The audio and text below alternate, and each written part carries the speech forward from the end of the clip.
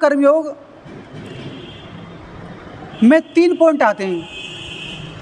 Number 1, किसी काम को जो तुम कर रहे हो उसको भगवान का समझ के करो। हर जो काम है उसे भगवान का समझ के करो। बच्चों की परवरिश कर रहे हो, उसको निला रहे हो या उसके लिए खाना बना रहे हो, वो सब सुनो कि ये भगवान के अंश हैं और हम भगवान के अंश की सेवा कर रहे हैं, भगवान की सेवा कर रहे हैं। तो सब काम भगवान का समझ के करो। कोई भी काम जो है फल की इच्छा से नहीं करना है। दूसरा नियम है, किसी भी कार्य को फल की इच्छा से नहीं करना है। जैसे आपने फसल बोई और पहले से ही आपने इच्छा कर ली कि ये इसमें जो फसल आएगी उससे मैं मोटरसाइकिल लाऊंगा, कि उससे मैं ये करूंगा, कि मैं वो करूंगा, तो ये फल की इच्छा से कर रहे हो तुम वो काम। तो ये भी जो है नहीं करना चाहिए। नंबर 1, हर काम को भगवान का समझ के करना चाहिए। नंबर 2, किसी काम को फल की इच्छा से नहीं करना चाहिए।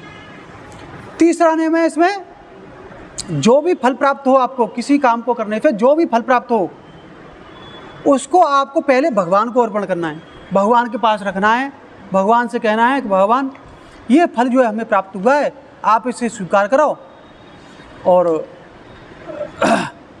आपका जो दिया हुआ है वो हमारे पास बहुत है।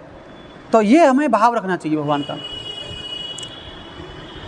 अच्छा, जो निष्काम कर्मयोग का पालन नहीं करते हैं वो लोगों को गीता में कृपण कहा गया है। वो कृपण हैं, जो ये 4 नियम का निष्काम कर्मयोग का पालन नहीं करते, वो एक तरह से कृपण हैं।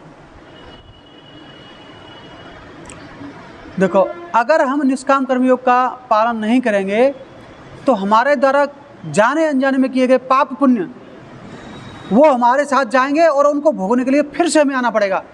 तो हमारा कल्याण नहीं होना है,